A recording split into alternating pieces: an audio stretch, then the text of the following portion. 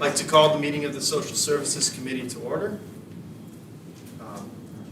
Majority Council, could you call the roll? Sure, Mr. Chairman. Fine. Here. Simpson, McLaughlin, and Chapman are excused this evening. Rosano. Here. Cleary. Here. Smith. Here. Lockhart. Here. And Pearlie. Here. 6 present, Mr. Chairman. Okay, first on the agenda is approving the previous meeting minutes. Motion. All in favor? Aye. Opposed? Passed unanimous. Okay, on to current business. Commissioner Clave is joining us. Number 2 is authorizing agreements with providers of home establishment furnishings. Commissioner? Good evening. We're looking for approval to enter into agreements and renew agreements, basically, with 2 providers of home furnishings and home establishments with predetermined rates set. This is up to $200,000 for things like living room furniture, kitchen essentials, and that kind of thing to help people transition from either transitional housing or homeless shelter, or if they had a fire or something like that, that we're required to contract with or enter in agreements with all willing and able vendors for this. Thank you. Are there any questions? I'll make a motion. I just have a I'll quick go ahead, question. Sarah. Commissioner, when a client is then transferred out of the need for the emergency, what happens to the furniture? It's their furniture. Oh, okay. Yeah, once we purchase the furniture, it's beds and that kind of thing, so they can take it with them if they move to the next place, but hopefully they'll stay in this new place for a while, so. Are there any other questions? I'll second the motion. Okay. All in favor? Aye. Opposed? Passed unanimous. Okay, number 3, authorizing an agreement with the New York State Office of Temporary and Disability Assistance regarding grant funding for ongoing rental supplements. Yes, we're looking for approval to accept a second-year allocation up to $1.125 million for ongoing rent assistance for clients. We're targeting homeless families in shelter and domestic violence shelter, and then individuals in shelter, and then other homeless people after that, trying to get people into permanent housing. So this provides ongoing rent assistance every month. We pay up to 85% of fair market rent for individuals on an ongoing basis as long as this program exists. It has to be reauthorized every year through the legislature though. So this is for this 23-24 authorization. And this is 100% state funding for this program. Thank you. And how long has this program been going on for? Started in April of May, June of, we really got it going not till June of 2022. So this is only the second year of this program. And I know there was a program that paid full fair market rent. This is a separate program than that? I'm not familiar with that one. Okay, then maybe it is the same program? Probably is. I This remember is the- 85%. Okay, it was 85%, it wasn't full. Okay. Right. But this is the new program the state created that's to help people, to house people who are facing homelessness? I think this is, I don't know if there's another program they have, but this is the second year of allocation for us. And I remember you saying in the past that it was still difficult, even though it was, I thought it was 100%, but I guess I was wrong. It's 85% of fair market rent, but that it was still difficult to house people with this program. Is it seeing success, or is that improved? Well, I think we have 35 families housed. We want to be up to 80. So Okay. we've got a bunch of people who are determined eligible, looking for housing. So even with 85% of fair market rent, it's still difficult for folks to find, especially for families. If you have a large family with it needing a couple bedrooms, it's difficult. So people are out looking, but it's not everybody's finding them very quickly. Does the money from the state go away if we don't use it in the? Well, we didn't spend the whole 1.12 last year, and they recouped that. So we're starting out with a new 1.12 this year, yeah. So whatever we spend, hopefully this year we'll spend it, Yeah. then they won't recoup any of it next year. Okay, and, I mean, do you expect to spend it? Are we doing anything differently to make sure that we do spend it this year? Because Yeah, we're getting this we're money, we working really with don't our, want to. yeah, it's important, but, as I said, there's people who are eligible that just can't find apartments, and there's kind of like, I don't know if there's much you can do with that. The homeless shelter, caseworkers are working with the families, and, you know, that's their job to try to help find permanent housing, so, we've got everybody kind of working on it. So how is the fair market rent determined? Because, you know, I'm thinking, if a landlord can get 100% fair market rent from anyone else, why are they going to accept 85% from someone in this Well, program? I don't know if that, yeah, that's just the average for your Okay. area, and it's a HUD formula. Okay, So they look at the area, and say your average rent is, for a one bedroom, is $1,500. That's what they're gonna say is the fair market rent.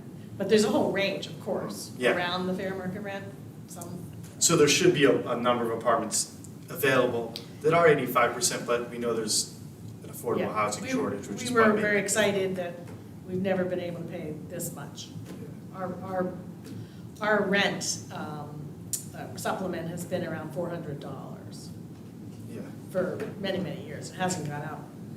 So we were very excited about this, but right now, there's a housing crisis, right? There's a rental crisis, Yeah. so. Other counties and municipalities are having the same trouble, so it's not just here. can the tenant pay let's say they find a place that's a little more expensive, can they make up that difference on their own? Yes, they can, yep. We'll pay that rate, we'll pay 85%, and then they can pay the difference. Okay, Most of these folks aren't gonna have that kind of income, but if they're working, they can work their way into that potentially. yeah. Okay, well, thank you. Does anyone have any other questions? Mr. Go Pearl? for it. I asked one already. All right, well, mine was, you just said if they're working, is that part of the criteria? I mean, without getting, They have to can be they just sit on under, this program forever, or do they have to be actively seeking, do they have to be? there's all kinds of people that are gonna be eligible. You can be on temporary assistance and be eligible, or you can be a working person, but you have to make, we have to have, this is a whole formula. We have to make, at least half the people have to be under 50% of the area median income, and then we can have so many other people between 50 and 70% of area median. So there's all these formulas that the state put in place. But yes, you can be working and No, do make you up have to. Do you have to be actively, like if they're unemployed, do they have to, like years ago when I used to employ people, they would bring in slips, and I'd have to say that, you know, they didn't really want the job, I would just sign it that they were here for a job interview. I mean, do they have to do that anymore, or? Well, yeah, temporary assistance has work requirements. Okay, work requirements, Yeah. perfect, thank you. I mean, SSI does not. So if you're on social security disability, for instance, you've been deemed disabled. Right. You're not required to work, Yep. no. So there could be people on SSI who this could be good for also. All right. Mr. Burley? Yeah, thank you, Mr. Chairman. Commissioner, could you restate the groups or the categories of people that you were saying that you were prioritizing? The first priority is families in shelter, so our shelters that we're, or our shelter providers that we're working with. And then other domestic violence shelters, and our own homeless individual shelters. And then there's other shelters that are kind of, there's like Family Promise is a shelter, they house a few, those folks would be eligible as well. So kind of anybody in a shelter system, family. And then we open it up to other homeless people who are in transition, couch surfing, you know, that kind of thing. Other definitions of homeless. Does our own or your own shelters, does that include the program out at the jail run by the sheriff? They would potentially be eligible. We haven't had a request for those yet, but that, do they meet the definition of homeless? They're more in a transitional housing kind of situation. Mm-hmm. So they would kind of be, because they're housed, considered categorized housed.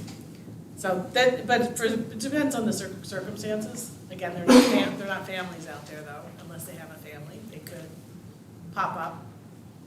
So our priority is families. I was just remembering, and I think I talked to you once about a constituent of mine who was 18, was estranged from his family, still in high school, was trying to support himself on a minimum wage job and could not provide housing for himself in Albany. And we wound up getting him in at the sheriff's program. But the concern there is he was around much older people, and kind of identified a need for some sort of housing for, you know, kids or young people, you know, at the very beginning of what could be, unless addressed, a cycle of you know, homelessness and crisis. So I definitely will reach out and make him aware of possibly this as a longer term solution. So, thanks. Thank you. Yeah, my follow-up question is, so you'd say the biggest barrier here is that it's, people have a difficult time actually finding housing? Locating housing that's appropriate, also, I mean, we have a basic Yeah. check list that it must meet, you know, you've got to have certain safety and code in place. So, it's difficult for everybody right now in Albany. Yeah. Yeah. Yeah, I know this is an issue that goes beyond just this program, and it's an issue we all need to think more about and how we can address it. But I think I would like to continue this conversation, figure out how we can ensure that, you know, address this issue in this specific program, because this is a real opportunity here to house people that really need it, and hate to see us leave money on the table again. Yeah, it's an opportunity for stabilization. I see it as an opportunity for people to get stabilized, and families in particular, so, yeah. Yes. I mean, it's also, could be some startup, you know, sometimes startup of a program, slow going, and then I assume by the second year now, we'll start really getting people enrolled, and the providers know about it and all of that, so getting people thinking about it. Okay, good, yeah, I hope that's the case. Yeah, we want to spend it. Thank you. I was just wondering, people in Albany and their kids go to Albany High School or schools before a situation occurs where they are in a shelter or something. If they want to stay in Albany and an apartment or whatever becomes available in Colony or someplace else, do they have the opportunity to reject that placement? And if they do they have to go to the bottom of the list? I'm not sure, can you just restate that again? If they're, If you this is a whole county program, Right. so it's not just the city. You Right. can go anywhere in the county. But if they Yeah. choose not to go, if their kids, they used to be living in the city of Albany, and they were, the kids were in Albany schools, and a place became available in Colony or some other place where they would not be eligible to go to the schools, are they able to reject that housing, and then do they have to go to the bottom of the list again? Or No, once you're eligible, we'll keep your application open if you're deemed eligible otherwise from us. And then, you know, but you just would tell it, you would, when you find an apartment, then it kicks in. Okay. So, Commissioner, the county isn't the one finding the apartments, it's people Yeah, working in right, conjunction right, with right. their, There's not a list. right, their. you become eligible, you fill out the Go application. find an apartment. And then we ask you to work with whoever to go find an apartment. Okay, so they're looking for an apartment where they're the most comfortable then? Right. Right, Where they want it, okay. they're choosing it. Okay. Right. So if they don't find one, they don't tell us they found one. So we hope they find one, but we keep their application open until they do. I mean, there's probably an end, an end time to that. We're not going to keep it open if somebody else can use it. Mr. Cleary, There's no further questions, I'll make a motion to approve. Second? all in favor? Aye. Opposed? Passed unanimous. Thank you, Commissioner, for answering so many of our questions. No, it's a good program. I was excited about it. Okay, on to number 4, authorizing agreements regarding moving and storage services for eligible temporary assistance recipients. Yep, this is similar agreements with all willing and able vendors for helping our clients move into a new home. There's two providers that are willing to do that for the prices that we are limited by. This is up to $150,000 to help people, and for storage as well, to store their belongings if they happen to be in a homeless shelter for temporarily. And this is a mix of federal, state, and county, 54% county share on that, up to $150,000. Thank you, and are there any questions? Motion? Motion to approve? Second? Second, all in favor? Aye. Opposed? Passed unanimous. Thank you, Commissioner.